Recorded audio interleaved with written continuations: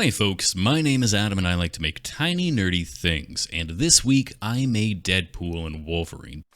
But not that movie Deadpool and Wolverine, no, I made proper comic book Deadpool and Wolverine. Because as much as I love huge jacked man as Wolverine, dude's like 6'2", whereas the comic book Wolverine is just a smidge over 5 feet tall. And personally speaking, as a short angry Canadian that likes to walk around in a skin-tight jumpsuit, the original design really speaks to me. So with that out of the way, let's make some superheroes. I'll start by building an aluminium skeleton for Wolverine and a aluminium skeleton for Deadpool.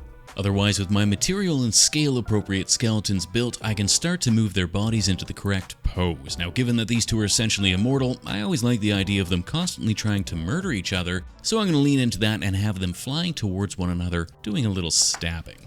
And once I've got their pose positioned appropriately, I can start the embodying process. I'm actually going to be working back and forth on these two characters at roughly the same time since I need their positioning to line up properly, but I'll start with the Short King first for one major reason. He's got half a face that I'm going to have to sculpt, and that's the sort of thing I like to get out of the way first before I lose all interest in whatever project I'm doing. Sure, he's only got half a face showing, but that's still half a face more than Deadpool has, which means he's got half a face more than I generally enjoy doing. In a perfect world, I'd only make masked characters because faces are hard and practicing is for nerds. Now at this point I've got his initial clay layering layered up and his pose positioned properly, so I'll set him aside and get to work doing the same to Deadpool. Basically what I'm trying to do is lay down the initial clay form so that I can get the hands up punching fists positioned properly before I focus too much on making these clay lumps look like what they're supposed to look like. Because they're reliant on one another for positioning and scale, if I get too far into one's pose without double checking on the other, I'm gonna have a bad time. However, at this point things are looking good, so let's make Wolverine all muscly. I'll start by popping his head off and building up a second layer of clay to thicken up his general shape. Now, comic book Wolverine is 5'3" tall, and he's roughly 5'3" wide, which means he's got muscles on top of muscles.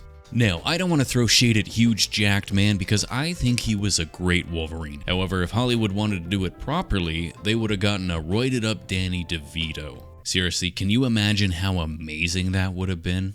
I'm Charles Xavier. Would you like some breakfast? My roommate was a frog kid. A very powerful mutant. You ever see a frog kid?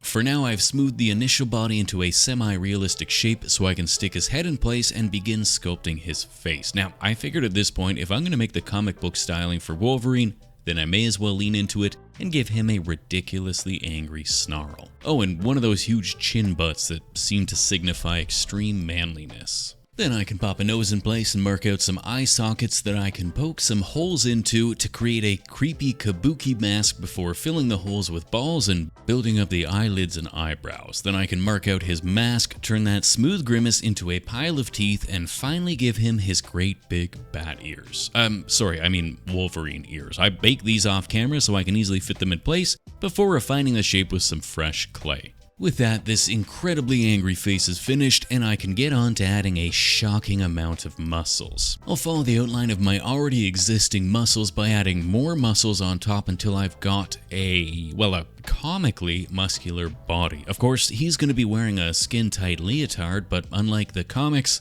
I can't imagine how a suit like that would conform so ridiculously to the body and still be breathable, so I'm gonna smooth out some of that muscle so it's not quite so form-fitting. Then I'll slip on a pair of blue nitrile gloves to limit the amount of fingerprints I leave on the body and mark out the armholes as well as that little zipper in the front. Then it's on to the unwrinkling process, which involves adding lots of little wormy dealies along the body where the fabric would be bunching up as he's twisting his body. I'll then smooth and blend these into the existing clay, which would leave me with a nice wrinkly fabric that's form-fitting but not so form-fitting as to perfectly show his veins popping through the surface. Then it's just a case of working my way around the rest of the frame, adding lots of little wrinkles everywhere that his suit would be somewhat twisted. A final smoothing and blending, and that's the body finally built, so I can begin adding what little accessories he has, starting with his belt wrapped around his waist, cause I guess his skin-tight one-piece jumpsuit might fall down otherwise, and his absolutely terrific shoulder pads, that I assume he wears because he doesn't want to get sunburns on his shoulders. I can then wrap his little arm nubs in some thin sheets of clay and top them with big lumps so that I can make him some punchy fists in some fancy blue gloves. I'll remove my own fancy blue gloves as I refine the shape of the fingers into a great big fat fist before adding a thumb, and well, that's about as far as I can go with Wolverine for now, so it's time to jump over to Deadpool. He'll undergo the exact same treatment as Wolverine, but I'm going to stop at that initial enmuscling stage since I don't want him to be as offensively muscly as Wolverine. I realize he's a comic book character and it's unrealistic for him to not be impossibly jacked, but for the sake of making Wolverine seem extra beefy, I'm going to keep his suit a little bit softer. I mean, he's still going to be a beefcake, but maybe not quite as beefcakey. Once I've got his suit wrinkles in place, I can begin to mark out the pattern on his torso, add the ribbing, then start to wrap him in his various belts and bandoliers and straps.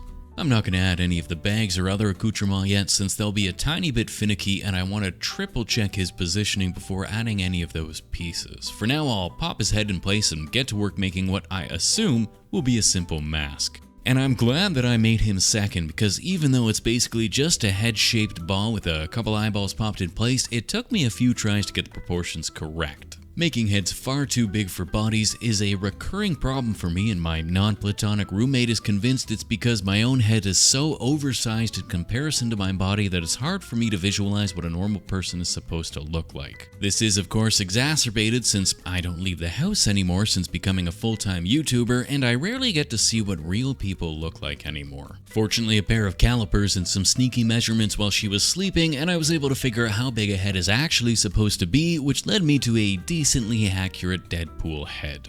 With that, Deadpool is done and I can do a final check on my murderous duo. Now, the reason I wanted to make them together is that I decided early on that Wolverine would be punching his claws through Deadpool's skull while Deadpool stabs Wolverine in the chest, which of course means I need to make some stabbing implements. Thus enter the humble toothpick and overly cocky stir stick. I'll sand two sides of the toothpick flat to create a tapered, flat-sided toothpick that is perfect for a single Wolverine claw. Then I'll do something similar to the stir stick, but sharpen one edge into a blade before carefully cutting the tip off to create a point. With that, I've got some strong, appropriately shaped stabbing implements that I can begin sticking into my sculptures. I'll cut the tips off some more toothpick claws and stick them out the side of Deadpool's head, then add the snipped end to Wolverine's hands, and make sure they line up so it looks like Wolverine is tickling Deadpool's brain. I'll then add the unclipped toothpick claws to his other hand, and it's time to think about mounting these fellas. Fortunately, I've got this spare piece of pine that's just about the perfect size. I'll line my duo up so I can figure out where to drill the holes so I can fit them in place. Once they're stuck in the board, I'll double check the distance and angle of the legs before cutting my board in half so I can finish sculpting and painting without having the other half getting in the way.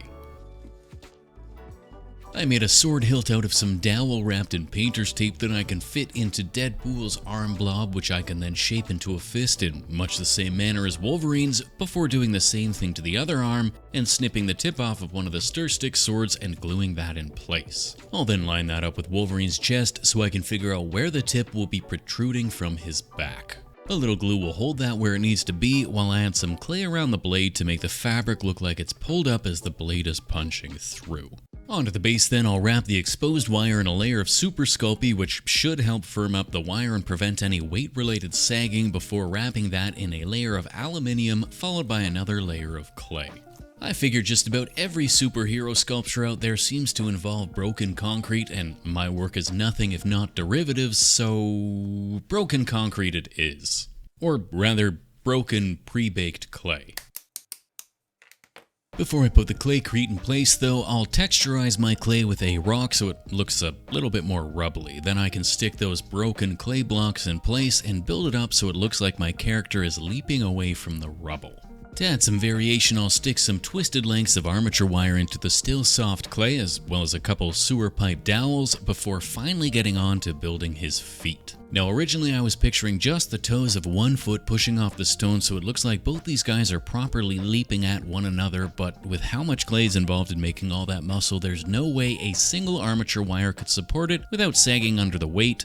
So I have to get creative in how I hide the wire but still make it look like they're moving forward. And I've gotta say, I think I nailed it. The angle of these feet is damn near perfect, considering I hadn't really considered it before sliding these concrete slabs in place. If you didn't know any better, you'd say I planned it instead of failing upwards to success. Of course, this whole time I've been doing the same thing to Deadpool's base, adding the rubble in the same way, then building his feet so it looks like he's sprinting forwards. Otherwise, once his feet are in place, I can start to add his ankle weights and all the other bags and bits and bobs I left off until now. I also made him a couple sheaths using the stir stick sword as a template, and I can glue that final blade in place. And with that, these two are finally finished, which means it's finally time to add some color. I'll start by giving Wolverine a full once-over with a dirty yellow to lay the base tone before going over it again haphazardly with a lighter yellow to give him a nice bright one-piece. While I've got the airbrush out, I'll add a skin tone to his exposed arms and his lower face before moving on to bluing his boots and gloves. A couple coats will get me a nice solid blue, and I can start to lay out the blue pattern that runs down his chest and across his pants, as well as the stabby lines that run along his ribs. Once I've filled in the larger areas, I can move up to his head and paint his ears an initial blue, which I'll then top coat with a black later. To give the blue and yellow a bit of texture, I'll stipple and dry brush lighter coats over the top of each, catching all the ripples and edges. I can then paint his belt red with brighter red highlights before adding the little X-Men X in the center of the circle. Using some extra watery skin tone washes, I'll then add some layering to his arms and face to break up the one-note flesh tones before using a super fine brush to add some brown and black hairs along his biceps and forearms. I can then use a stiff brush to stab stubble into his face and paint his teeth and eyeballs white. Finally, to finish him off, I'll use a Duraluminium metallic paint to turn his toothpicks into claws and the sharpened stir stick into a sword. Back to Deadpool, I'll use the airbrush to lay down a layer of gory red followed by a top coat of velvety red, which felt character appropriate, before moving on to painting the textured torso bits black. I can then paint his wrist and ankle wraps and eye patches black and all his buckles and belts and bags and sheaths appropriately leathery brown. Then once the browns have dried, I'll add some edge highlights to the sharper edges with a lighter brown before aggressively dry brushing everything else with a couple shades of progressively lighter browns and beiges. I'll then touch up all the metallic bits with that same Duraluminium metallic paint before painting his eyes white. With that, both these boys are done, so I can get on to painting the bases, which I'll begin with a basic gray base coat for the concrete bits and a dark brown for the rubble. Once that's dried, I'll give the entire base a very heavy black wash and set it aside to dry before coming back with some lighter grays dry brushed aggressively over the surface to pick out all the sharp textures. Finally, I can paint the rest of the woody bits black, and that's these two all but finished. The only thing left to do then is add a tiny bit of gore. To make some goopy blood and brain matter, I'll mix up some Ooh-Hoo glue with a drop of red paint and then apply that to the tip of the sword and the claws exiting and out of Deadpool's head. I don't want to go too overboard with the blood, so just a touch will do. Otherwise, once that's had a chance to cure, that's us done here and on to the Glamour Shots.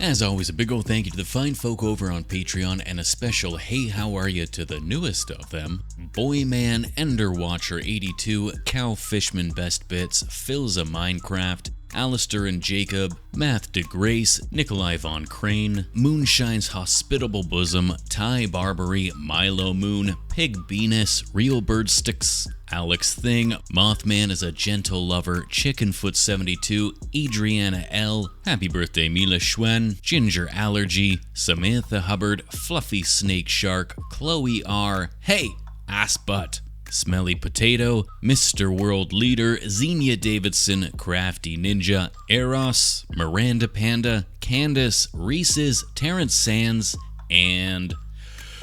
Making this as long as possible so Adam has to read the whole thing while some creepy thing spins in the background. Adam, you're the best. I love north of the bordy. You are the magical healing factor that keeps this channel off life support. Did you know that if I say subscribe, then the little subscribe button lights up? And if I say give this video a like, that little thumbs up button lights up?